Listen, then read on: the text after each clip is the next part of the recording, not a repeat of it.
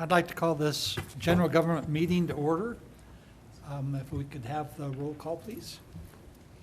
Councilmember Dennehy, absent. Councilmember Gonzalez, absent. Councilmember Jaquez, absent. Councilmember Meisner, absent. Councilmember Reed, Here. Councilmember B. Smith, Here. Mayor Pro Tem Hamrick, Here. Mayor Smith, absent. We're here tonight to talk about urban renewal and all that particular subject might mean for our city. And with that, I'll turn it over to Mr. Ryan Stevens. All right. Thank you, members of council and the public. We appreciate you showing up.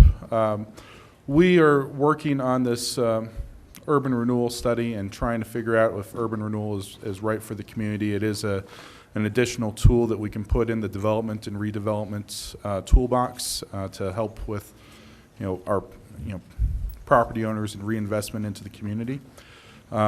With that, before I get started, if you haven't signed up in the back, please sign in. We'd really appreciate it so we can keep you in the loop. And with that, I will turn it over to Ann Ricker and Bill Cunningham from Ricker Cunningham to do a presentation and get us started. After the presentation, we will have an open house where we can answer some property-specific questions in the back of the room. Is it okay if I make a few comments Sure. to the, okay, thanks. Yes, so please, if you could remember to sign in, there's also handouts there. Those are for you to take. And when we finish up here, wherever Ryan wants us to answer questions, either here or in the next room, we've got postcards, index cards. Just please write any questions you might have. And if you want me to, myself or Bill to get back to you, just put your contact information. Hopefully, we've got a frequently asked questions piece back there, so hopefully we've found that gets you a long way down the road, that you come with questions, and a lot of them should be answered there, but I'm sure other things will come up.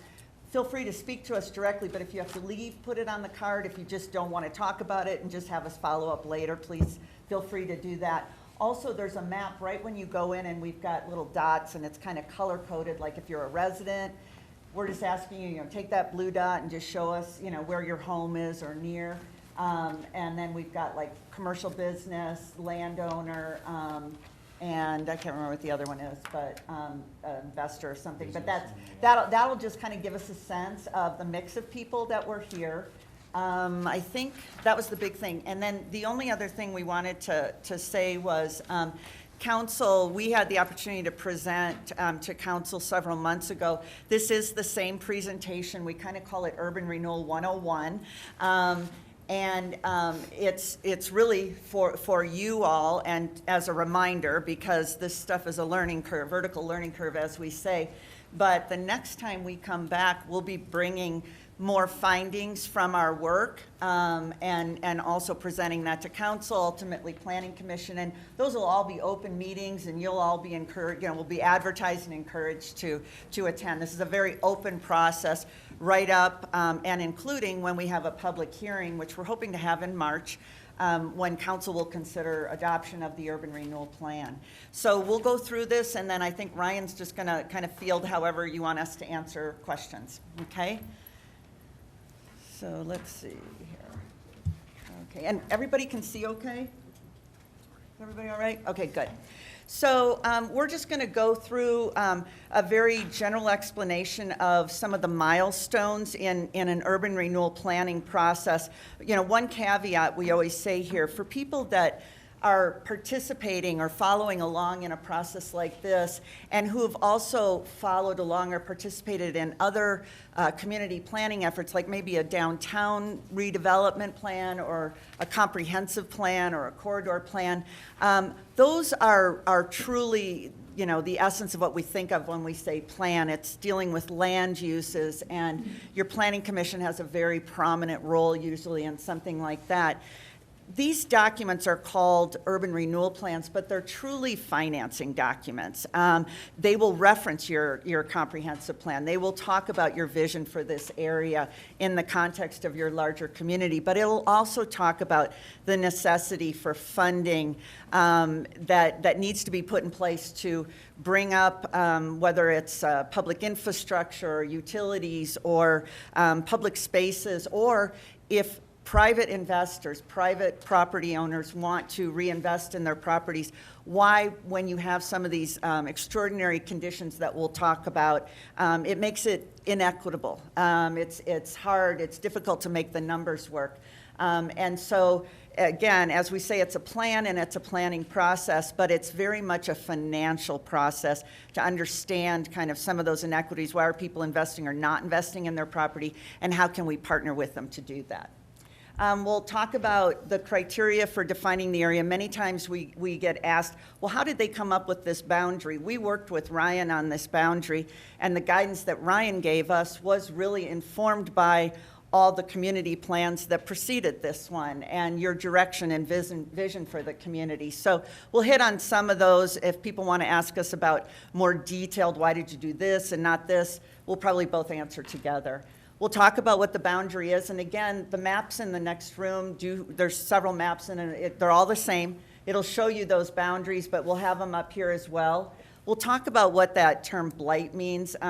We know it's deeply offensive, especially if you're a property owner. And even though this is very much a commercial tool, it's like, well, I don't like to think of my business as being in a blighted area or being blighted. And we'll talk about that. It's very much a legal term, and that's all it is. And literally, if you find that urban renewal is a tool that's viable for your community, you'll probably at the end of this say, bring on the blight, right? Because it's just this necessary check according to our state law. And it's speaking to the area. It's not speaking to any individual's property, has nothing to do with your upkeep of your property or anything. It's very defined in the law. We'll talk about eligible expenses. This is thinking forward that, okay, once we create this area and it starts to generate revenue, how does it do that? And what do you do with the money? How do you spend that money, and who spends that money, and how can these people participate in spending that money? We'll talk about, in the context of that, tax increment financing. What does that mean? Revenue sharing discussions. This is something that has to do with how you partner with your other taxing entities in terms of, if the school district is affected in this area, how are they made whole? If there's a recreation district, how can they benefit and or participate financially in this? So we'll talk about some of that. And then one thing we wanted to throw in, and this was based on a discussion with Ryan early on, that especially because you guys, and it's clear that you've done, paid a lot of good attention to your downtown area, the whole idea, there's another financing mechanism out there, in many states, but in Colorado, that's called a Downtown Development Authority. We get asked all the time, what's the difference between an urban renewal authority and a downtown development authority? Do you need both? Is that overlap? Is that too much government? Things like that. So we're going to walk you through some of the nuances. And then the last thing before we go to questions and answers will be taking that milestone process and putting some important dates that are coming up for all of you to know. A copy of this PowerPoint is one of the handouts back there, so you don't have to worry about writing things down. So, we've always talked about, Bill and I have been doing this for over 30 years, and we used to talk about urban renewal as kind of a three-legged stool, because one leg of the stool is, as per the statute, you have to draft what's called a condition survey. So that means that you literally gather information from city departments, other public agencies, you do visual inspections, and you talk about observed conditions as they relate to eligibility for being an urban renewal area. And that's all defined, as I said, in the law. That's all those blighting factors. So that's kind of that pre-planning phase. Is one leg of the stool as it relates to coming up with that first leg, which is the condition survey and the, whatever's happening in that area, is it potentially eligible? Then we have another leg of the stool, which is the urban renewal plan itself. And then the third leg of the stool is really the money side of it, which is saying, if we create this mechanism here, is it going to generate any increment? And if it does, is it going to be enough to fix some of the adverse conditions? Is it going to be enough to close the gap for commercial property owners if they want to improve their properties? You know, it's how much, what's the magnitude of that number, and how does that match up with what we need to fix? So, you know, the three-legged stool are those three documents that have to come out of this process. Similarly, we've got kind of three phases of this, and that's, you know, getting set up, coming to you tonight, telling you about all of this. Much of that has already begun because part of that is getting authorization from council to conduct the survey, begin this planning process. The second one is that documentation, and we're getting, you know, pretty far along in that process, and we'll have that information back to share with you in a few weeks. And then the last one is really that negotiation, and that's also where, you know, council is making the decision, you know, do we believe the conditions that we saw and that were reported to us, that those are eligible under the law? Do we want to adopt this plan? Is it something that will further our objectives in Canyon City? And now how do we go out and engage private sector property owners, business owners, to let them know this tool is available and talk about how we can work together to advance our community vision. So those are kind of the three phases. There's a theme about threes that comes up a lot in urban renewal. So criteria for defining the area. How did we decide on this boundary that we're going to show you on the next slide? The number one thing is, if any of you've participated in a comprehensive plan or the community's master plan, you know, one of the first things you do is say, what is our vision? You know, what's our north arrow? What do we want to be, or what do we want to fix, or what do we want to evolve, or what do we want to protect? And that is literally the same north arrow that guides the urban renewal plan. I've often thought of urban renewal as the tool, the mechanism that implements your community comprehensive plan and your other community plans that have kind of touch properties that are located within the boundary.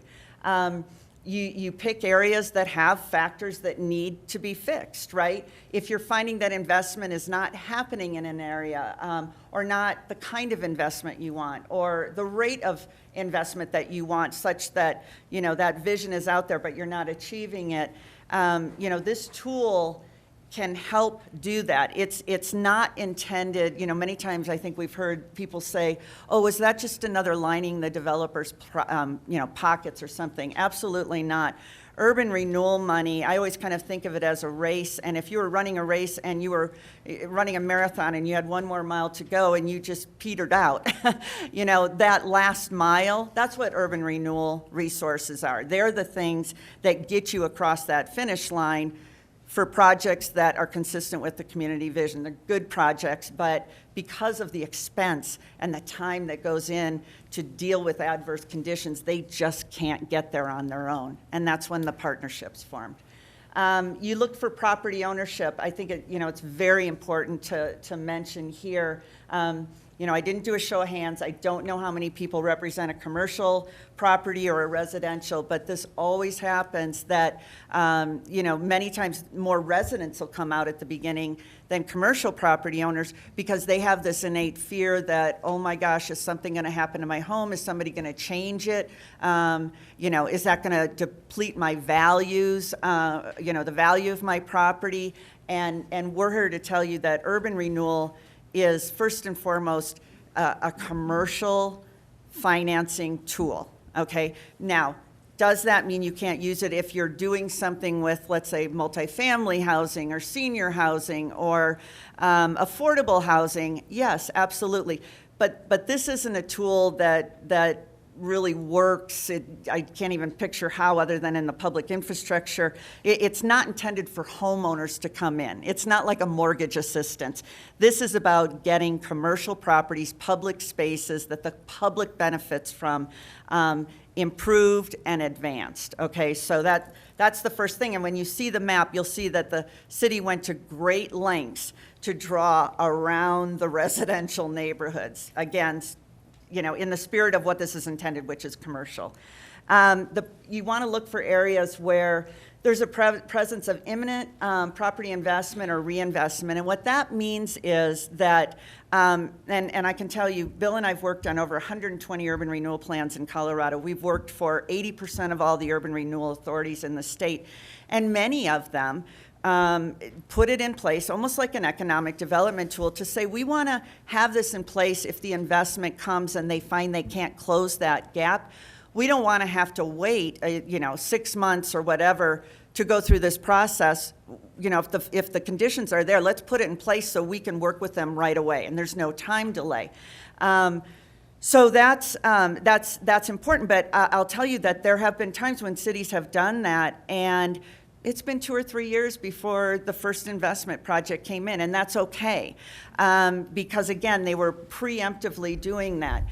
It's best if you get in front of it so you can be time sensitive, but you're also tying it to known investment or investment that's likely to happen that you really want to make sure that gets over the finish line. The reason, if for no other reason, is that there is a time clock. When and if council decides to adopt the urban renewal plan and set that tax increment financing clock in motion, it only runs 25 years. And that might sound like a long time to some people, but if you think about it, a lot of significant redevelopment projects can take 2-3 years to get out of the ground for whatever reason. Little projects might move faster, but in that time, I can tell you in our careers, we've put plans in place and seen that 25-year clock end many, many, many times. So it happens faster than you think. So, you don't like to see those early years tick off because they're gone once they tick off. So it's just, it's a lot of wishing and praying and talking and all of that, but that's kind of the goal. The potential for multiple projects in a single district is also another goal. And I think when you see the map, you'll understand. It's like we're not, the map doesn't include one block of downtown. It includes downtown to make sure that any property owner in there who wants to do a project that needs this tool is eligible. So, everybody's looked at the same. You're all coming forward saying, this is what we want to do. These are why my numbers are hard to make them work. And the idea is that you're catalyzing, right? So if investment happens here, things get better. If you're a restaurant owner, all of a sudden there's more traffic coming in. Well, now maybe I'll put a patio outside, okay? So we want to make sure everybody that is advancing the same goal can take advantage of the tool. So we're always looking for that investment that's going to seed or catalyze additional investment. Existing funding mechanisms that might be in place in terms of a potential conflict or to leverage. This is very important, and maybe going back to the Downtown Development Authority, that too is an increment revenue generated tool. So you couldn't overlap those because there's only one tax increment, right? You can't split the baby. But sometimes you'll have areas, let's say, an employment zone or something where maybe there's state money coming in as an incentive. You can definitely overlay urban renewal with just about every other financing, public financing mechanism I can think of, other than one that generates increment. And then you just start to layer that funding, and you're really just kind of a conduit to make sure those dollars come in and go out to the people that are advancing your community vision. And then last, planned or proposed capital investment. And I think the best analogy we can give on this one is, let's say that the community was working on a corridor plan, and as part of that, they had done a capital investment plan, and they said, okay, this year we're gonna pay to complete the sidewalks in these blocks, right? Well, that's important because you're doing that for a reason. You're not doing it just to fix something that's broken, but you're probably doing it to improve conditions so that benefits the adjacent property owners and, of course, the community at large. Well, you would want to make sure that you're including in your boundary where those planned investments are happening, so it's almost like a double benefit. You're putting in that public investment, and now you also have this financing mechanism in place that private property owners might want to avail themselves of. Okay, so This is the boundary map. It's everything in purple, okay? And so it's inside the purple lines. So, it looks funny, but I think it'll make sense, hopefully based on what we said. So what we've got in here is you've got areas where land is vacant, commercial, industrial, non-residential primarily properties, or, non-single family development properties. But you really want a mix of developed areas like in your downtown, along the Highway 50 corridor, and vacant properties, because any vacant ground is probably going to generate the most increment that's going to go into this fund to be returned to the area for reinvestment. So, if you take land that somebody's only paying $1,000 a year on, let's say in taxes, and they put a new building there, and now they're paying, not their taxes go up because this is a no tax increase mechanism, but let's say they put a new building on and now they're paying $5,000 a year in taxes. The difference between the $5,000 and the $1,000 they were already paying, that's increment. That's money that will revolve through the Urban Renewal Authority to be reinvested in this area. So you can see why if you've got vacant land, there's going to be a bigger increment than, let's say, on a downtown parcel, somebody's got, well, let's take the restaurant example, and what they really want to do is put a patio area on so they can expand their restaurant. That'll be a great addition, but their taxes aren't going to go up that much because the value of what they're adding is nominal compared to the investment on vacant land. So you really try and balance. You want to make sure that you include the properties in the areas that really need to have adverse conditions taken care of, finance paid for. But you also want to say, but I got to be smart about this because I've got to be able to capture enough revenue to be able to fund some of those improvements. So it's really looking at it that way and kind of balancing all those considerations. This is just kind of the tail of the dog, I guess, as you go down First Avenue and you head towards Forge. So it's, got some of the industrial, and you'll also notice that the line narrows when we're dealing, with single-family detached residential neighborhoods. We're saying, no, we just, this is just the roadway. This is not homes until we can get to those non-residential areas. So you'll see that a lot where the study area comes in like this because it's saying, nope, this isn't about, the residential homes. They have nothing to worry about, but it'd be great to improve that road in front of them. So in terms of the statutory definition of blight, so remember, I said that, the term and anybody who's been around, anybody who's lived on the East Coast and, they heard the stories about the Connecticut case on urban renewal and how it was used in Philadelphia and, that it all kind of had its roots there. I think the most important thing we can tell you, and we've worked in many, many states, mostly with urban renewal and mostly in the center of the country and the South, and that every state is different. There's some basic things about urban renewal and the practice of using urban renewal financing that's similar across states, but every state, and this really came down from the Supreme Court, they said this is a mechanism that really has to reflect your state, your values. And so there's nuances in every state. And then even then, gosh, of the 120 plans, urban renewal plans Bill and I've worked on around Colorado, each one then is even unique to the area because what you want to see happen in this area as expressed in your comprehensive plan is different than Telluride or Trinidad or Lamar or any of those other places that have an urban renewal plan. It's got to reflect exactly what you want. So you only include the powers that you need. You only include the amount of, increment you think you need to make available. So, it's very customized for your community. What I will say about this list is that there's 11 factors of, quote, blight, again, a legal term, and what the statute requires is, in order for a city council to consider adopting an urban renewal plan, they have to have at least, there's a threshold of 4 or 5, and I don't want to complicate things, but the real threshold is 5 factors. So 5 of the 11 factors have to be present somewhere within that purple boundary. What that means is, again, going back to what I said, is that this isn't, parcel specific in terms of, you have to have 5 factors on your property. It's looking at this as a district and saying these factors, that number have to be present somewhere within the area. Now, oftentimes we'll get asked, well, what if you drew this boundary and all 5 factors are over here and there's none over here? Does that mean you can't include the properties that are over here? No, you absolutely can, but we have seen communities say, well, does our boundary make sense? Based on what we learned about where those adverse conditions are, should we include that area?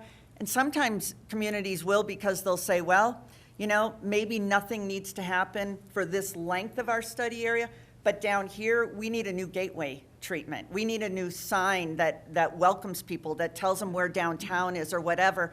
Therefore, we're going to include it. But up until the public hearing, council can be thinking about what are we learning from this process, and always saying, does this plan area make sense? And you can make that decision right up until you decide whether to adopt the plan or not at the public hearing. So this process is intended to teach everybody and have us all and shine a light really on this area and say, hey, wow, I didn't know that was broken. Oh, I didn't know that was actually in such good shape. So again, that's kind of how the rules apply. One other thing we often say here, people will often ask us, well, how can you find blight on vacant land? We get asked that a lot. And intuitively, you would think, oh, yeah, that's weird. Shouldn't it be a building, a structure or something that looks like it's falling down?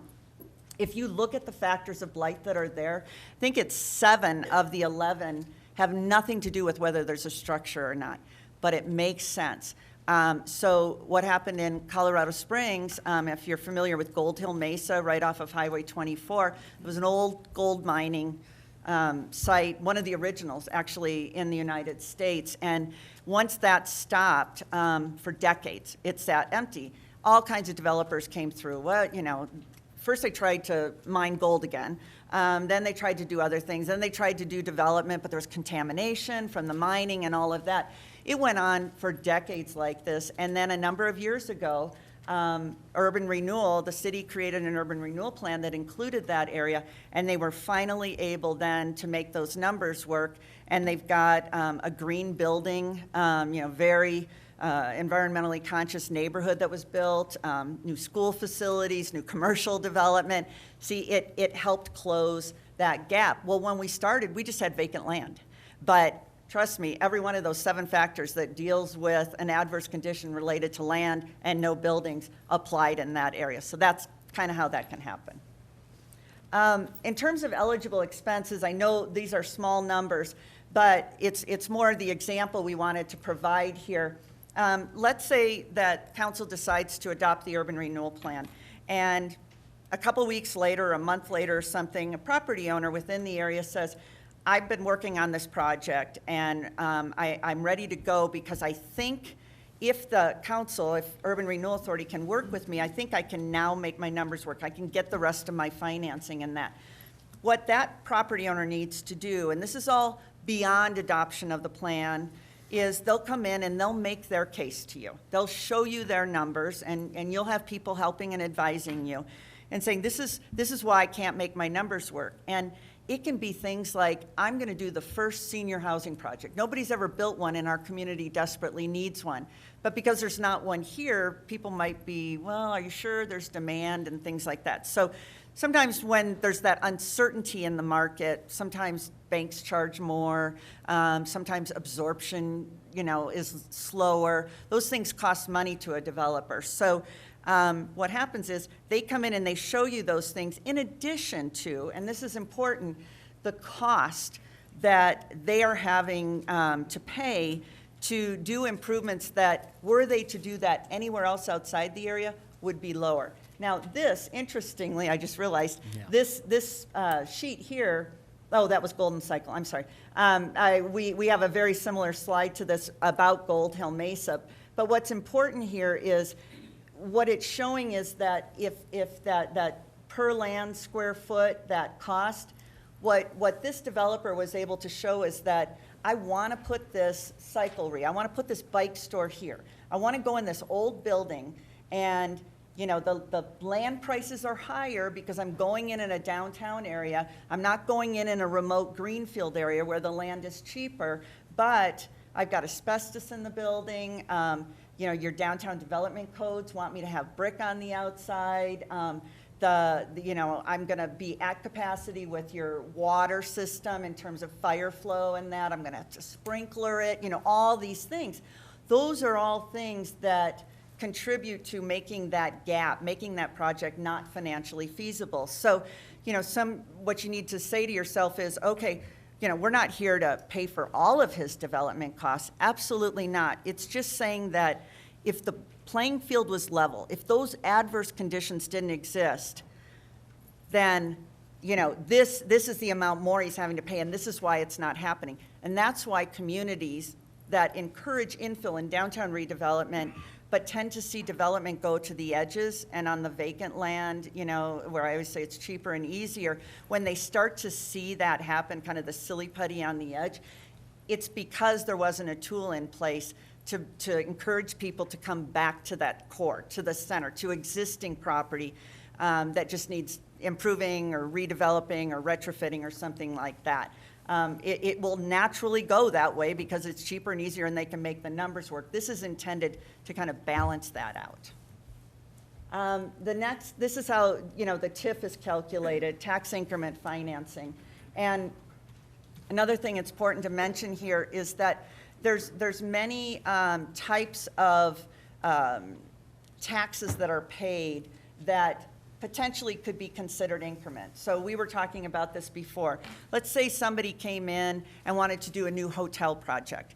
If, and I understand Fremont County has it, but not the city of Canyon City, but if you had a lodging tax, you could say, we want our lodging tax increment to also go to the Urban Renewal Authority. If you have a use tax, you can say, we can write it in the plan, that the use tax increment can go on. You can say it doesn't too. Again, it's your plan. But those are all kind of peripheral, but the most obvious ones are property tax increment and then sales tax increment, which is also optional for you.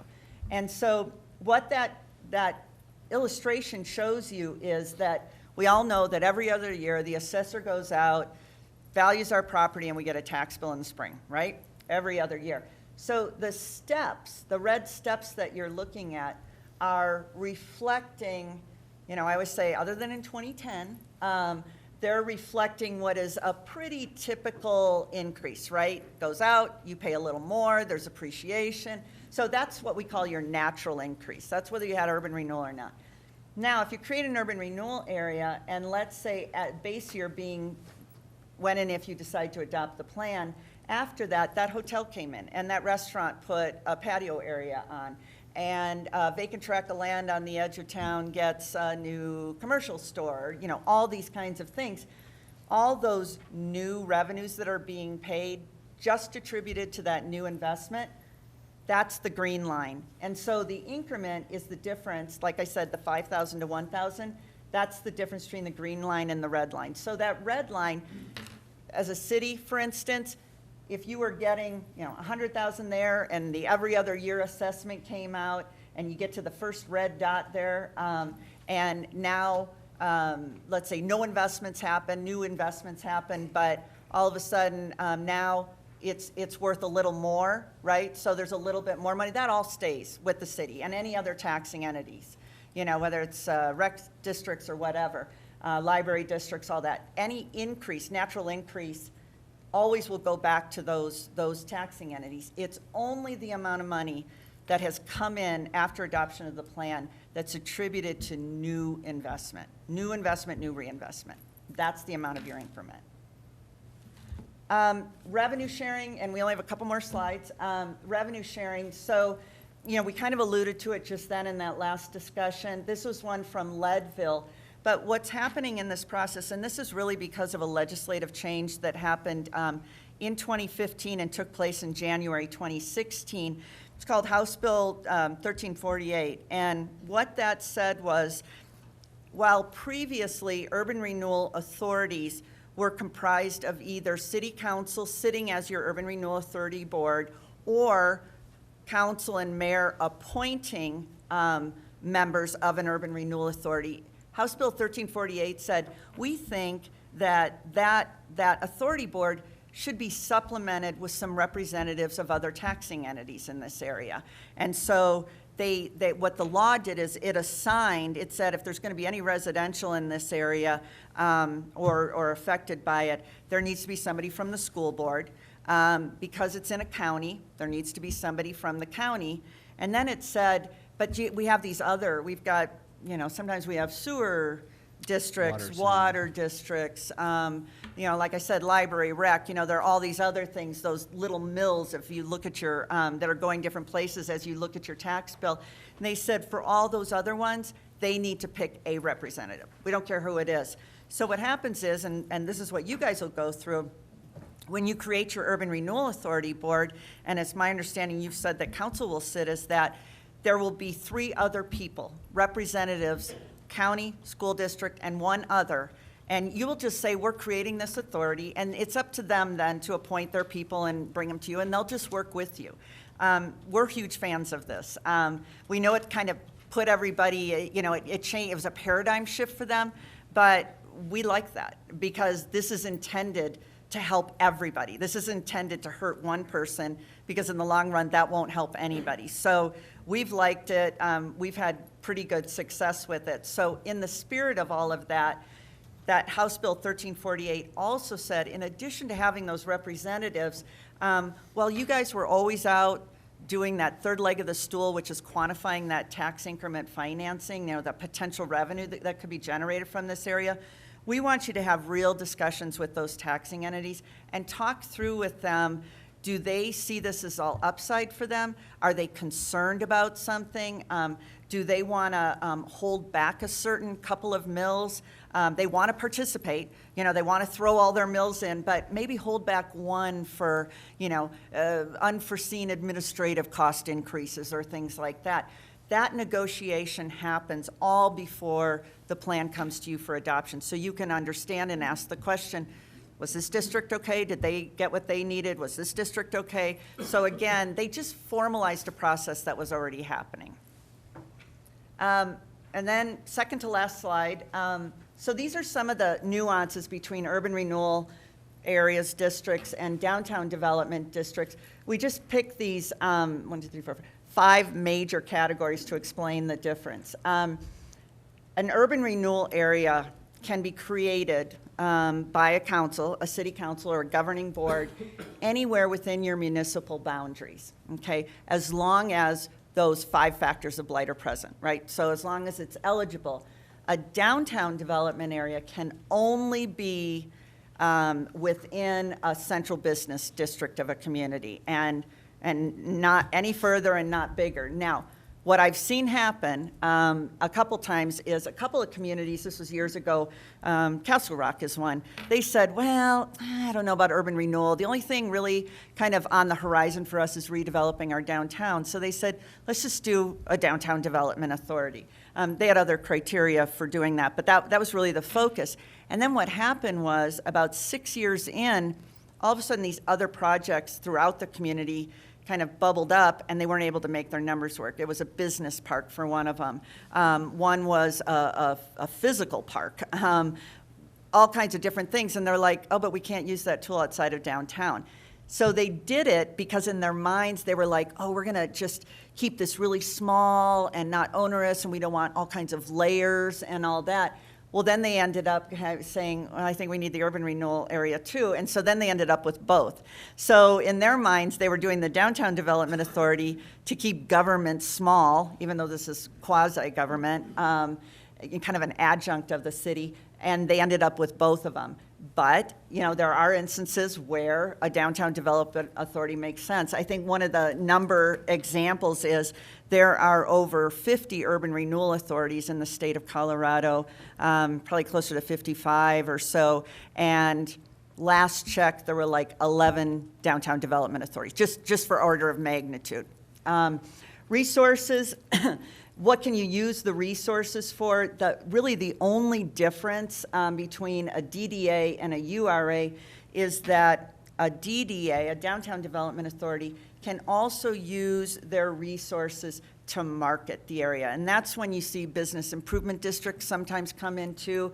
But when you have a downtown Main Street or something like that, and they put up banners and things like that, they're marketing the area. Urban renewal, the law, you're really supposed to be using it for real estate because it's really about increasing property values so that revenue is generated to fix it's kind of a bricks and mortar kind of a tool more.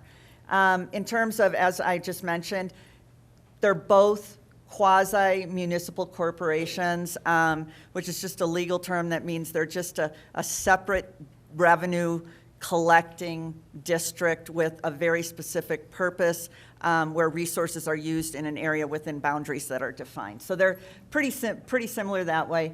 I mentioned the 5 to 13 member board. This used to be 5 to 11 for urban renewal authorities, and then when that law changed, they had to jump it up to 13. Again, it's appointed by council. It's either council or appointed by council, plus those additional members of taxing entities. For a downtown development authority, that is 5 to 11, so fewer, and that is a board appointed by council. So slightly different there. And then the last thing is, as I mentioned earlier, in an urban renewal area, you can collect incremental revenues, or TIF, for 25 years.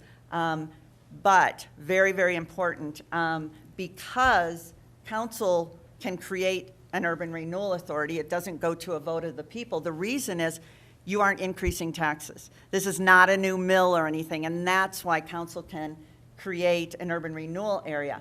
A downtown development authority, they can collect incremental revenue, but they also can charge an additional tax. They can charge up to 5 mills. They also go 30 years, and they can apply for an extension to 20 years. So that can be a much longer prospect. Very, very important, and that's why to create a DDA, you have to go to a vote of the people because you are going to levy additional taxes. And then this is just an illustration. It is one of the handouts in the back. We talked to Ryan, and of course, you guys are smart and you hear things, and why, is this really the right tool? What, could we do a general improvement district? Or, there's all these acronyms and all that. So what we did is we've provided you with a matrix of some of those other funding mechanisms, and hopefully when you read those, you'll understand, oh yeah, that's why this wouldn't be applicable, and why an urban renewal area is being considered. So again, this is just to show you there's a handout back there. And this is the last slide. So same process. These are the dates, and again, it's all written down back there. So the next date that's coming up beyond this open house is that we'll be completing those draft documents, the 3-legged stool, and those will, after reviewing that, they will be available in the city clerk's office here for anybody that wants to come in and review them. The next important date would be Wednesday, February 26th, when the Planning Commission will review just the plan. And I know it sounds kind of like a silly nuance, but I mean, they're more than welcome to look at the condition survey and the impact reports, but that's outside their purview in this context because it's really the plan element that is the thing that, they need to say. In fact, what the statute says is they need to say, is this consistent with the comprehensive plan? Is this truly an implementation arm of the comprehensive plan? So we go to them and get their confirmation of that. And that just needs to happen before the hearing. And then the next date that we have set is the public hearing before all of you on March 16th. There's a whole bunch of little things that happen in between here. We notice in the paper, we send notices out to property owners, tenants, business owners in the area. We continue to be available. There's negotiations with the taxing entities. I didn't show you all of those. Ryan's got this big old spreadsheet that shows him, and he can share that with you at any time. But those are really the most important dates we just wanted to highlight tonight for all of you and the public. And the last handout is frequently asked questions. I mentioned that. That's on the back, and that's it. Thank you. I believe the frequently asked questions are on our city website. Yes, thank you. I forgot about that. Yes, they are. And there's also other information out there about this. And There is, and the draft documents that will be in the city clerk's office, we will also put those on the website as well. Okay. And so we'll just proceed to questions now, I guess? Yeah, I think council questions first, and then for the public, if there's any general questions, we'd be happy to answer those. If there's any property-specific questions, I'd prefer to answer those in the open house, standing in front of a map so we can understand where that property is at. Sure. Great. So do we have any questions from council?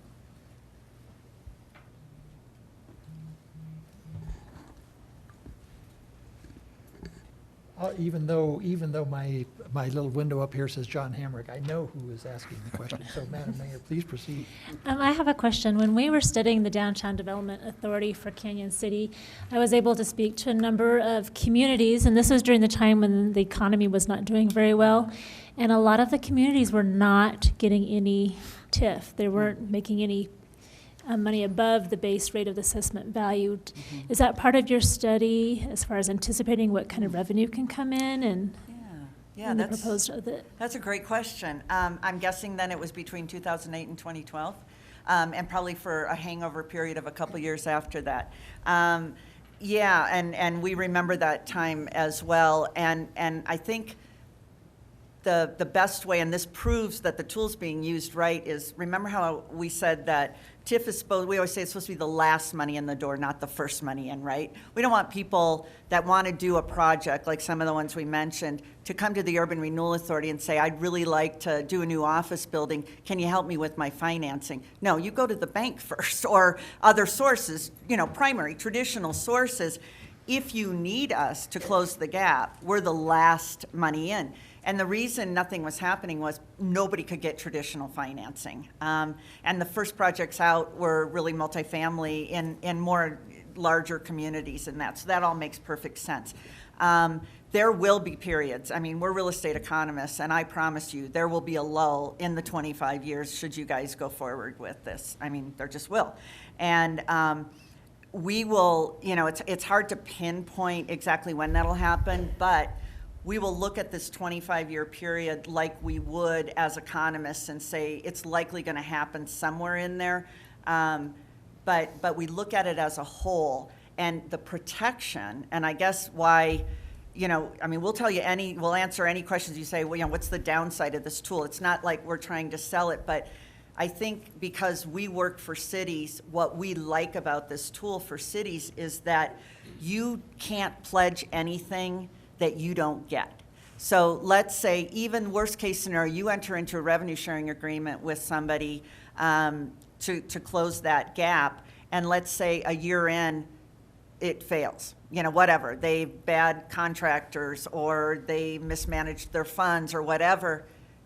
And let's say you had entered into a reimbursement agreement, you're not obligated. You are, whatever you said in that obligation, it was to refund some portion of that only for what's collected. So if it's not collected, you don't have to pay it. So you are not exposed. This does not expose the city.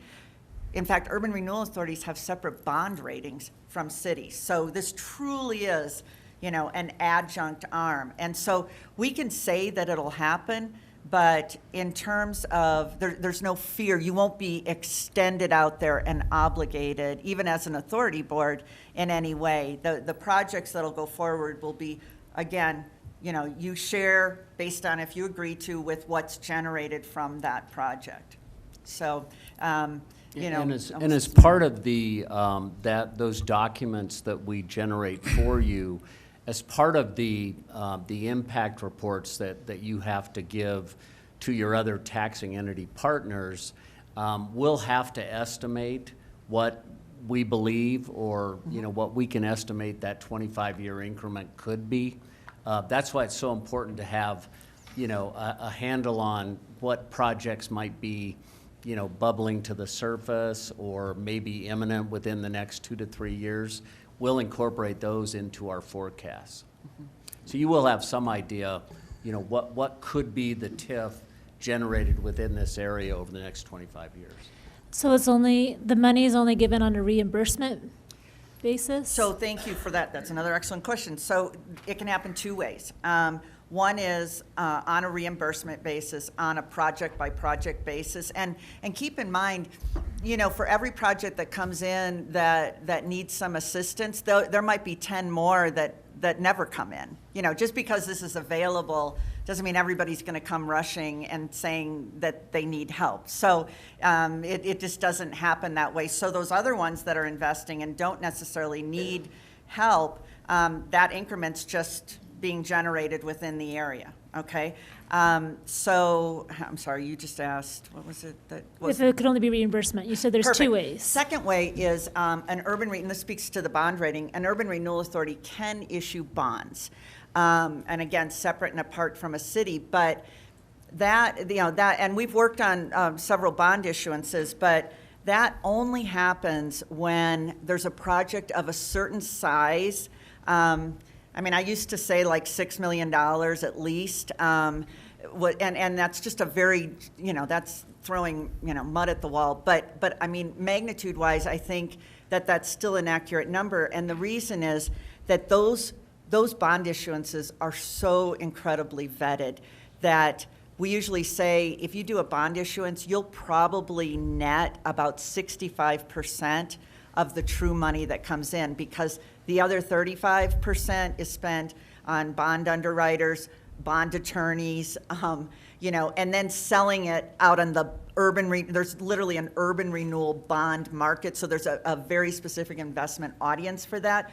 So, you know, you'd think, well, why wouldn't we get into reimbursement? The only time that happens, like I said, is when it's a project of significant size and if there's a lot of infrastructure that has to happen up front, a lot of investment, moving dirt, putting in roads, extending utility lines, all of that, then it might make sense if that 65% that's remaining is what they need and can get the job done. So those are the two ways. But I'm guessing for you guys, I mean, there might be a couple of over 25 years, big capital projects that you know, you want to get done, and there's a big private investment that's coming in that's going to provide the increment for that.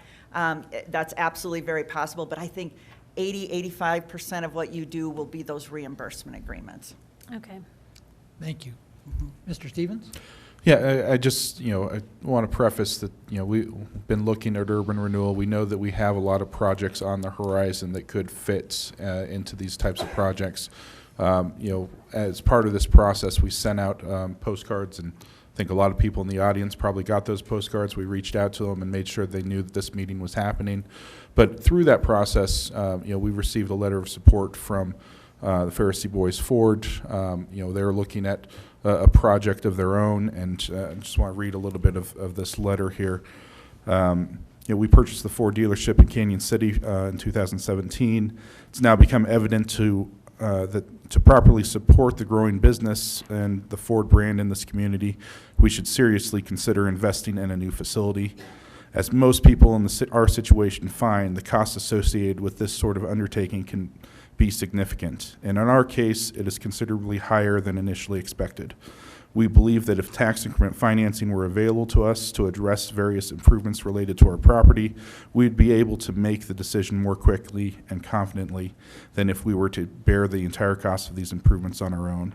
Investments like burying power lines, adding sidewalks, curb and gutter will materially improve our property and hopefully encourage others to make similar investments in the city to benefit all of us. Thank you. I do have a question, and my question is for the other taxing entities. It seems to me that where the rubber meets the road there is how the future values are estimated of what their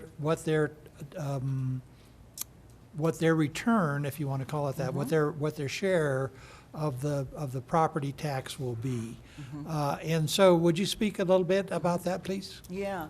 You know, I might just go back to, and I know Bill will want to weigh in too. Yeah, so, well, let's look here. So this was Leadville's, and this, what it shows is those were all up on the top left, all the taxing entities. So we had the county, school district, city, the hospital district, sand district, and Colorado Mountain College. And then in the next column, what we have is what their mill levy is, at the time that this was going forward. And then you have what their current base was, right, at the time that the plan was going to be adopted.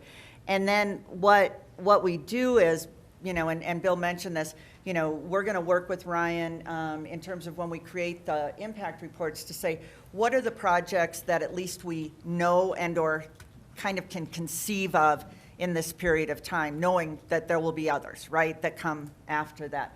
And so we do a program for that, and we basically calculate how much will those generate. And then based on those mill levies, we are able to figure out, okay, if you participated, let's say you were the library district, and you participated 100%, if you had 2 mills, we're saying, yeah, we'll contribute our 2 mills to this. Then, they've participated in that discussion, and they see that upside.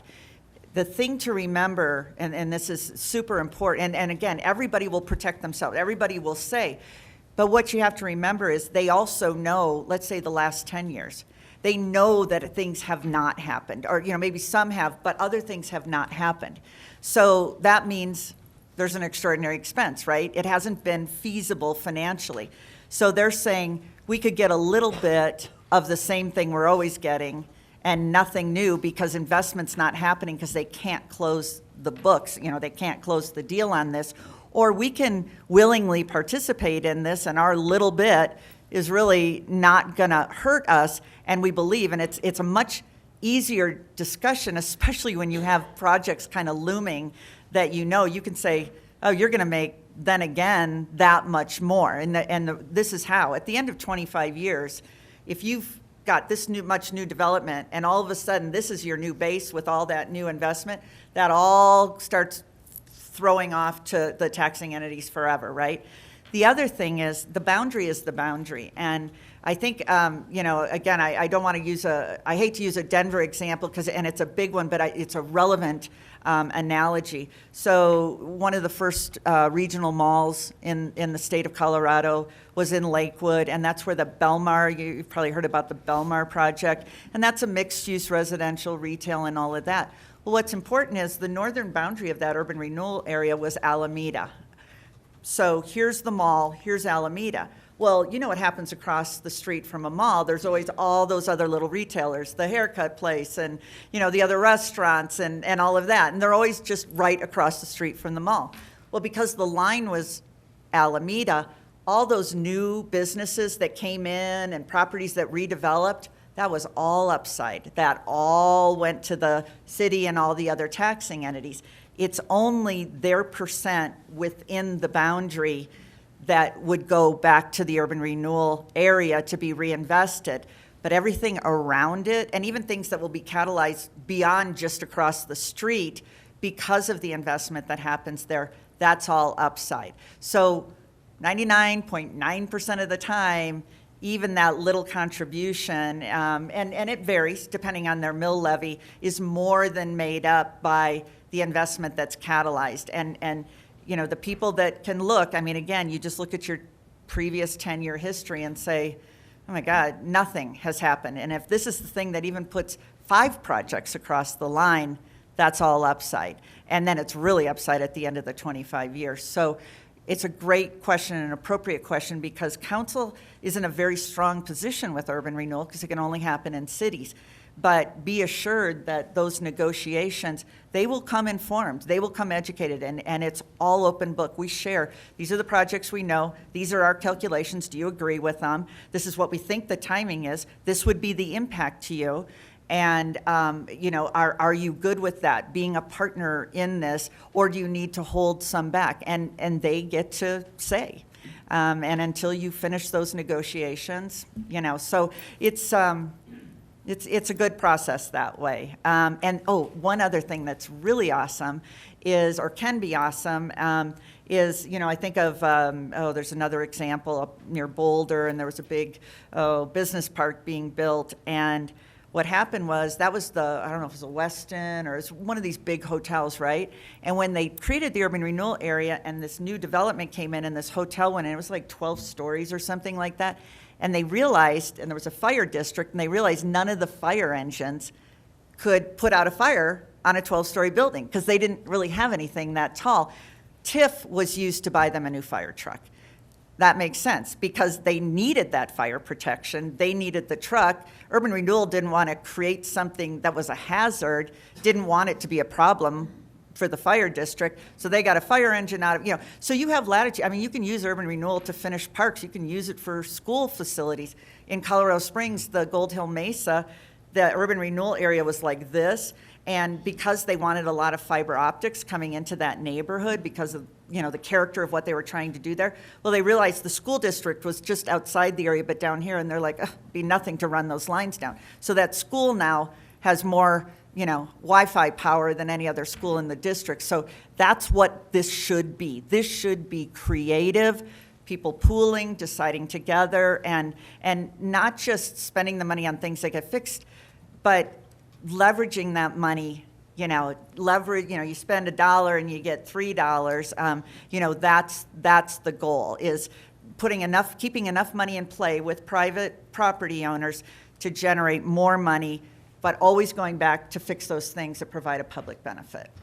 Okay, would you go back to the previous slide, please? This one? Yes, so that particular slide. And so maybe to refine my question a little bit more, but as time moves forward, the base rate goes up. Yes. How is that estimated or calculated? Okay, well. Or is that negotiated? No, so that is all the county assessor. And so what happens is if library, I'll just take library district again, and there's been a natural increase because, we do a general reassessment, right? So the assessor comes out every other year and they look at everything in whatever their little boundary areas are, and they define them, different ways. But if they say, wow, it looks like overall properties in this area have gone up 10%, and they assign that 10% increase to the properties in that area, that increase of 10% will go to every taxing entity. They will always realize the natural increase. It's only the raw number, the actual, if I did a restaurant and I generated $5,000, that will stay. And then again, that would just be their 3 mills of that $5,000 kind of thing. So it's important to get that down there. But all that natural increase, they will continue to benefit from that, every taxing entity. Okay, thank you. That answers that question. You talk about taxing entities contributing mills. Yes. Okay, and so would you talk a little bit more about that? What exactly does that mean? Yeah. I mean, I'm not aware of any taxing entities that think they have too much. Right, exactly. Well, I can tell you in the Leadville example, Colorado Mountain College just said, this is an infinitesimal amount of money for us, but pooled, it's significant. And they just said, keep it all. Many districts Keep at it those. all in terms of what? Keep it all means, okay, so I'm the assessor, and we've done this general reassessment, and I know that there's been a natural increase of this, and on top of that, I know there's been this much investment. So the portion of the new investment that, if you've got a pie that's got 100 slices, their little piece will be captured for the benefit of the Urban Renewal Authority. It just won't go to them. It'll all be captured and sent to Ryan as a check. This is the amount of increment. Yeah, maybe a real easy way to look at it is if I'm, let's say, the library district and I have, 5 mills out of the total mill levy, that revenue comes to me. That's going to keep coming to me.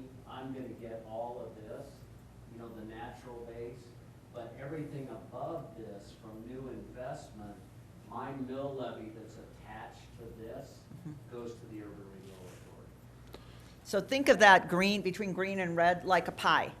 And if one piece of pie for 3 mills is this big, and one piece is 5 mills for, Mountain College, and the county gets, 20 mills, but all of that makes up that pie, it's their sliver of pie that's being captured, for the benefit of the Urban Renewal Authority. by the assessor saying, well, that's in an urban renewal area, so that check for that amount, the combination, the total of the cities and the county and blah, blah, blah, that will be written to the Urban Renewal Authority. So let me feed that back to you, and then we'll go to some other panel members here. But so if I understand that correctly, what you're saying is that the base rate continues to go to the taxing authorities. Yep. It's only the incremental part that Yes. can be identified. Yes. That may be contributed back into the That's it. into the pot, so to speak. That's to it. try and create more growth. Yes. For even more reward. essentially. Absolutely,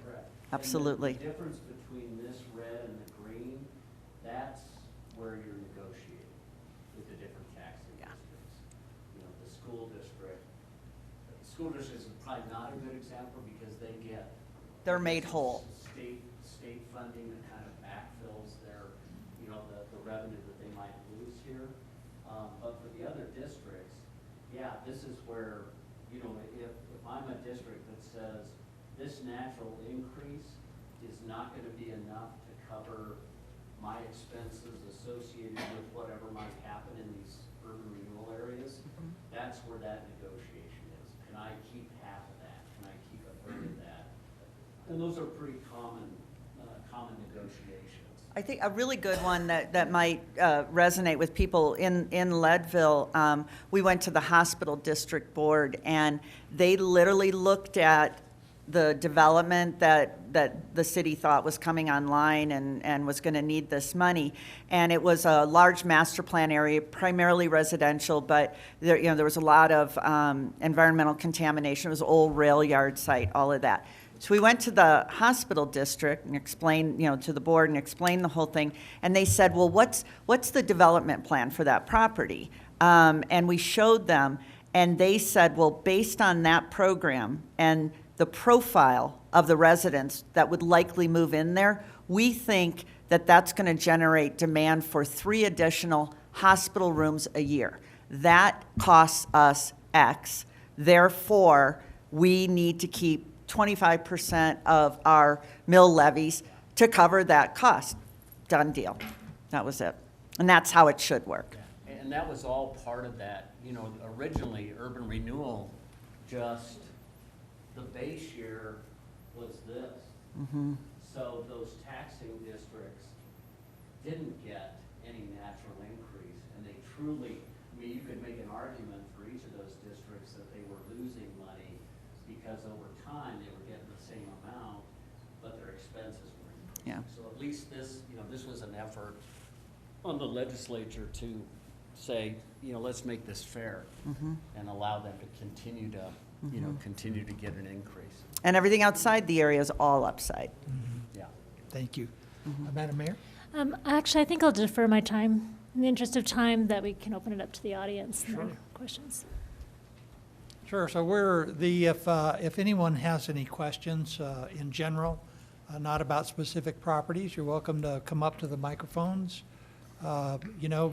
Please state your name and address for the record, and we'll have a discussion. Scott? Hello, my name's Scott Johnson. I live at 316 Riverview Court. My question is to whomever. Does the city's increment all go to the tax, to the Urban Renewal Authority, or is it only the taxing district? So obviously the city has a property mill rate within there. Is the city's increment fully going to this Urban Renewal Authority, or are they retaining it? Yes. Just a question. Yes. Yes, they are an equal player. Okay. Absolutely. That'd be a hard sell if. Well, Yeah. they're able to negotiate with the taxing districts, Right. but is that what the city is going to put in this plan? Or are they going to retain those tax increments into the general fund, or is it No. going to the Urban Renewal Authority? And it's a good question, and no, their increment, will also go into the Urban Renewal Authority fund. Okay. Yep, great question. And potentially, the city could also be contributing sales tax revenue that the other taxing districts do not. Only within that area, any new Within sales that tax, area. yes. Thanks for that question, Scott. Yeah, Brian Cooper, 1035 South 12th Street. This is a study area, is what you say. Yes. So is the line definite, the purple line, or will that change February 17th or March 6th, or whenever it is? When will that be definite? Okay, so it is the study area line, absolutely. And council can decide to change that boundary, well, I would say anytime before the public hearing, but even, let's say, a month down the road. I mean, it wouldn't be smart, but if they needed to change it, they could literally start the process over and amend the boundaries. And cities do that all the time over the life of the plan. Many times, property owners will say, hey, I want in that area. Why didn't you include my property or whatever? And they'd say, well, we were trying to keep it narrow and judicious and all that. But if you want, and then they weigh the benefits of expanding the area to include them, or just create a new area. You can have multiple plan areas within a city. Sometimes what happens during this process that we're going through is if somebody just is absolutely against being in, they can make a case to council, again, right up and at the public hearing, and ask to be taken out. And then it's up to council to decide. If somebody wants in, though, that's harder to do. It's better to speak up sooner rather than later, because this is an incredibly linear process. We are required by law to send out those notices that we're doing the survey, that to send a notice before the public hearing, and that has to include tenants and property owners. So if somebody came at the last minute and wanted to be in, council could say at the public hearing, okay, we're going to amend the boundaries, but let's say it was you would have to get it done that night, you would have to be willing to waive your right to those notices. So, it's better, we always say they can get smaller, that's easier, bigger's harder. So better to say something sooner rather than later. So I can pretty much assume that it's a good chance that the maps in the other room will be the same unless somebody comes forward to change something. Or council decides after they look at the survey what they learned from the survey, that example I said where everything's over here and nothing's over here, and we really don't, because this is a study right now. We need to learn about this area, and that's what we're going to be providing. If something happens, some new information or whatever, they absolutely could say, for the plan area, it's going to be less. They absolutely can do that at any time now. All right, thank you. Yep. Okay, thank you. Okay, we'll take another couple of questions here. We are over time already. So, we David have some other Govea, commercial property on Cottonwood. Maybe you can explain why you would not want to be in it? I love, it's so funny that you asked. I said to myself years ago, I said, I got to be better prepared to answer that question. And everybody should always ask that question, right? I don't see a downside. And again, we advise people on cities or private individuals on this. If you think of something, ask me. But all I can tell you is the tool's there, but you don't have to use it. It's there for you if you need it and you want to, have a partner or need a partner in the Urban Renewal Authority to close that gap. Needing it would be if I were wanting to do an improvement project. Exactly. But it's not, I always say, it's not rezoning, and nobody's going to come out tomorrow and say, you should have mowed your lawn. I mean, it's not regulating. It's literally just there if you need it. I had somebody ask me once, they were a tenant in an industrial area, and they said, well, if everybody around our building, like in all the other buildings, if things start getting good, like they start making improvements, won't my landlord increase my rent if the area gets too big? And I said, well, I can't speak for your landlord, but that truly is within their control.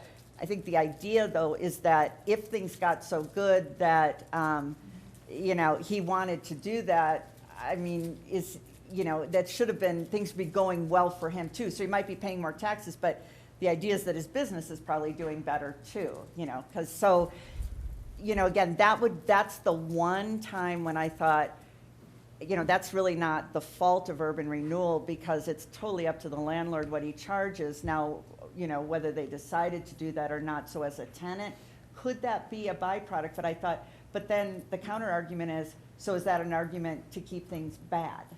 You know, I don't know. I mean, it depends on your perspective and how you look at it. So I mean, we already pay pretty high commercial property tax. Okay, and there's no increase. Substantially high, in my opinion. Yeah. But this isn't an increase, you get No, that. I understand Okay. that, but it is once we do the improvement, because they'll come and reassess.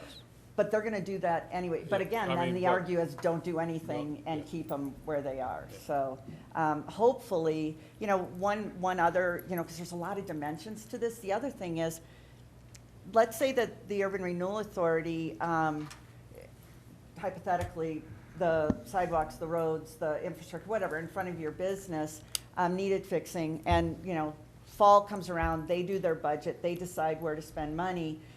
They decide if they have the money or if they're gonna go to the voters for, you know, a bond or, you know, whatever, a tax increase or something. This is the one way to finance capital improvements without raising taxes. So I would argue too that if this happens, even if that gets more expensive, because the assessor comes out and sees more value, you're not really gonna have to worry about that other thing, which would be the city coming to its citizens and saying, we need to make these major capital improvements, at least in this area, because we have this financing mechanism. So it might be a wash, either, you know, I don't know. It's possible. One additional benefit that I, you know, over the years have thought about tax increment and urban renewal is all of your property taxes today, you know, are going into the city's general fund.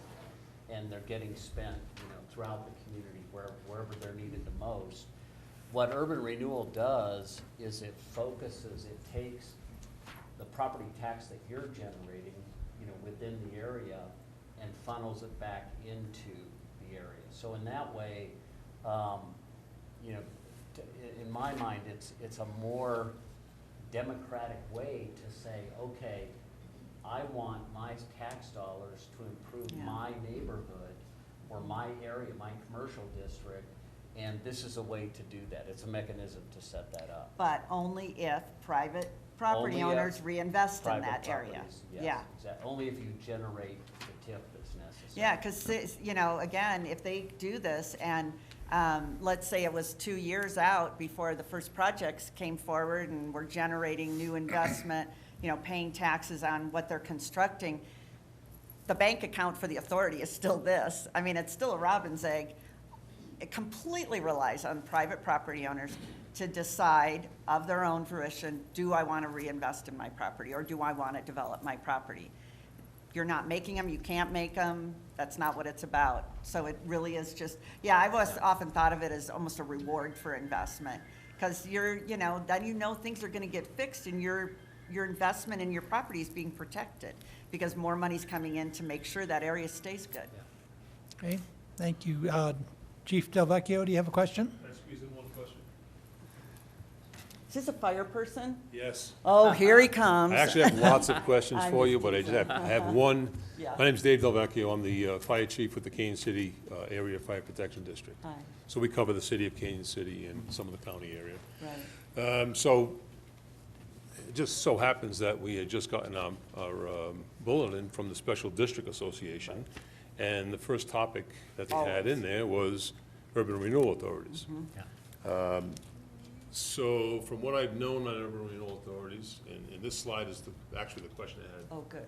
for you to clarify, and the way the SDA explained it was that the tax assessment is fixed on that year prior to the plan being approved, and that stays the amount going forward. Any additional taxes, any additional taxes that would have been collected through revaluation process or whatever goes to the TIF. And And that's not how You it's explained that. not. And That's how it used to be. Yeah. Where the base would stay the same, and if you got, in Ann's So this is example. based on the 2015 legislation. completely understand that, and Yeah. it's just not, and even then again, even in the years before that, we had plenty of assessors we dealt with that didn't do it that way. I mean, there's an ARL that dictates how they're supposed to do it, and I can tell you, every assessor in the state does it differently than what, and I'm sure, you have to deal with that too. But hand to God, Yeah. that increase, that natural, we just left the Jefferson County Assessor's Office this week talking through all of that. In fact, what we've seen is that the assessors tend to tap into some of the increment as well and Call it count and base. call it base. Yeah. Which benefits everybody else, but Yeah. it makes it a little tough to keep the money flowing in these areas. That happens 90% of the time, much, much more often than more increment goes. So I would love for once to get in front of that group and explain it and show them the numbers, because again, we're TIF advisors to many, many Right. urban renewal authorities, and I can literally show you the numbers. But it's a common misperception, and to Bill's point, years ago, it was like, it was said it was like that, but even though the practice was different, but I swear to God, that is not, and as part of this process, we will go meet with the assessor, and they will sign off on the base, and we will say, what is your methodology? And we will provide those assurances based on what we heard. So actual revaluation increases will Natural not increase. be included in the TIF. Not in the increment, all In the goes to the increment. base. The Yeah. base, that's why I always got so mad when people said the base is frozen. I'm like, it's not frozen at all. I mean, I Unless there can was- show you, it yeah, goes like unless there this. was- Unless there was new investment, and then that goes to the TIF. Yeah. Okay. Absolutely. Yeah. We'll have further conversations. Absolutely, absolutely. Well, and I think it's important to loop in the assessor. I think that's, Absolutely, it's up to you know, him or her. unfortunately, we've seen over the years that, as Ann said, every assessor seems to be calculating it differently, even though the state has guidelines for them to do that. So it's best to get right in front of them early Always. on in So the you know, process and say. so they know, Yeah. everybody needs to know what it, Yeah. I can tell you Douglas County, their assessor for years would not count a facade improvement towards increment. And we're like, well, the assessor's gonna come out and say that building's worth more because they put $20,000 in the facade. You're gonna charge them more, therefore they're gonna pay more just for that. And he said, oh, I'm only counting vertical improvements. And I'm like, well, the state law and the ARL says this, and he goes, I'm not doing it. So you cannot Yep. believe how much variation, but I've never seen it in the favor of the increment. All right, well, it'll be interesting, but, Yeah. for the council members, and congratulations to the newly elected council members, but, one of the key things, and you hit it on it a little bit, and I need to get that message out to council as well, that as a fire district, Have to be okay. it's all property tax. Have to be okay, So yep. we really, Yep. the concern on the fire district side of things is, as we see more development in this improvement district, and when our call volume increases, our calls for Absolutely. service And increase across the ambulance, board, yeah. our equipment needs and what have you, so, Absolutely, would not, I'd be surprised if you didn't say that. so we would have to have some negotiations. Yep, yep, But- thank you. Okay, thank you. And one last question what was the date that you plan to start the negotiations? We'll be reaching out as soon as we have the assessment, or Oh, we'll the, start coming soon. yeah, they're doing the impact analysis now. So you will contact us? Yep. Yeah, yeah, starting next week. Thank you. bet. Thank you, and I'd like to bring this portion of the meeting to a close. And as I understand it, our presenters here are going to step into the other room, and for those of you who would like to continue the conversation, you're certainly welcome to do that. And with that, I'm going to close this portion of the meeting.